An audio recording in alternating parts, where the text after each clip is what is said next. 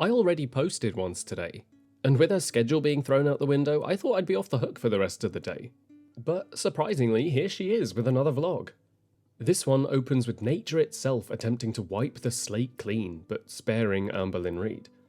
A tornado warning is struck, although I promise the real disaster is still seated firmly in her apartment, clutching a Zoloft bottle in a false sense of urgency. A tornado warning, and she still manages to make it about herself. Dorothy got yeeted into another dimension with less dramatics. Amberlynn, she's pacing between the lobby and her couch like she's starring in Twister 2. She really plays this up. The anxious voice, the sirens howling in the background. She wants us to worry. Not about the storm, about her. About how fragile, delicate and shaken she is while valiantly clutching her fur babies. What she calls anxiety, I call chaotic theatrical blocking. She's flitting between locations like she's trying to win a Tony for most dramatic evacuation. But Amberlynn, anxiety does not need a camera. But do you know what does? Performance. She says she was in the lobby, then the hallway, then the elevator. This isn't The Shining. You're not navigating some haunted hotel. Of course, she sprinkles in the pets to anchor the fragility. They were scared too, she says, as if their fear was an extension of hers. No, darling. They were probably terrified because you were stomping around and dragging them from one room to another. You know what's wild though? She says I take my fur babies with me, as if it's some heroic act and not the bare minimum. Like she wants us to clap because she didn't leave Twinkie to face the tornado alone with a bowl of dry food and a good luck post-it. She makes a small joke about the Zoloft not working because she was anxious about the tornado. A joke, she says. A quip. A bit of self-deprecating humour. What it actually is another preemptive excuse. I think she's laying the groundwork for why this entire season will crash and burn. And rather than admit that it's because she lacks commitment, she'll blame the medication she's probably barely taking. 5 to 6 weeks for Zoloft to work, and she's already declaring it ineffective because a tornado made her twitchy. Amberlynn, Zoloft isn't a storm shelter. It's not Xanax in disguise. It's not going to override your entire personality in just 14 days. We go from the trembling theatrics of tornado panic to an unhinged soliloquy on an Amazon haul. We are now firmly back on Earth, unfortunately. And what a senseless, aestheticless Earth it is. We really got through The Wind Almost Took Me just to watch her squeal over Amazon chicken chips and install a dish rack. She begins with food, protein chips she calls them. They're dehydrated poultry husks with a brand deal she didn't get paid for, but she speaks to them with such reverence. She said she didn't have a toaster, so she got one. It's riveting. A bold journey through kitchen appliance acquisition. What's she going to conquer next? The kettle? Can opener? Shall we gather round while she unboxes a spatula? And this, dear viewers, is the apex of her evolution. From primitive towel dweller to modern dish rack enthusiast. It's an odyssey of culinary infrastructure that culminates in a shaky fake wood contraption that she promises to test later. You'd think she was unveiling a Dyson Airblade for plates. But, of course, nothing screams emotionally mature adults navigating recovery like impulse buying keychains in the middle of a mental health spiral. It's a collectible, for someone who collects excuses, instability, and now plastic keychains. But you know what's crazy? She's more excited about this than anything else in her actual life. Her eyes don't light up like that when she talks about therapy.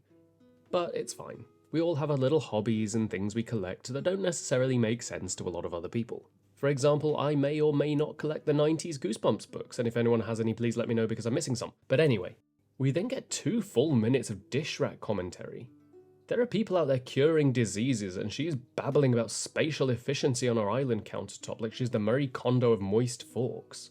The saddest part is that she genuinely believes this is content. That a drying rack, a toaster, and a bag of salted chicken skins are the essence of quirky, relatable womanhood. But they're not. It's just clutter. The next section opens with, I don't even want to talk about this, which historically is Amberlynn code for I'm about to say something while performing guilt with the enthusiasm of a wet napkin. She doesn't want to talk about it, but she feels like she has to. Like she's under oath in a federal hearing, not monologuing into a camera. What follows is a cascading catastrophe of incompetence dressed as vulnerability. The scale, you see, has been lying to her. Not her eating habits, not her Uber Eats sodium bombs, not her own utter refusal to acknowledge medical realities. No. The villain here is the scale.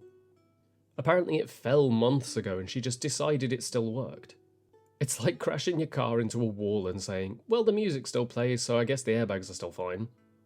Let's break it down. She's been losing weight, allegedly. She feels worse and is somehow confused. She went to the doctor, saw a vastly different weight, and instead of accepting reality, she said, their scale must be wrong. Naturally, the industrial-grade medical scale maintained and calibrated in a clinical setting must be the one malfunctioning, not the home scale she dropped on the floor. At no point in this harrowing tale does she actually reveal her weight from the doctor's visit. Curious, no? We get emotional exposition, emotional manipulation, a dramatic scale test where she puts a gallon of water on it, but no number. Because I'm guessing it was bad. Too bad for her curated delusion. Too bad for the arc that she's spinning. And far too close to the truth. Transparency for Amberlynn is a performance, not a principle. She'll cry about her scale betraying her when she's the one who's been gaslighting herself and the audience for 10 weeks. Probably longer. Then she's about to go live but can't figure out why her mic isn't working. Probably because she's running 17 tabs, 4 Uber Eats trackers and a live stream titled Tornado Warning. After that she starts unpacking the rumour about her folding chair in her apartment. I guess the void in her content is so complete that she's now forced to plot in her unused wall-bound furniture. She could have ignored this. She could have just moved it or moved on. If it's no big deal like she insists, she could have just left it. Instead, she monologues about it like a plot twist in Game of Thrones. Her instinct isn't to reflect on why this tiny thing becomes a spectacle, but to declare it unjust scrutiny, as if her entire brand isn't built on putting mundane nothingness on camera and daring us to look away. But it gets better.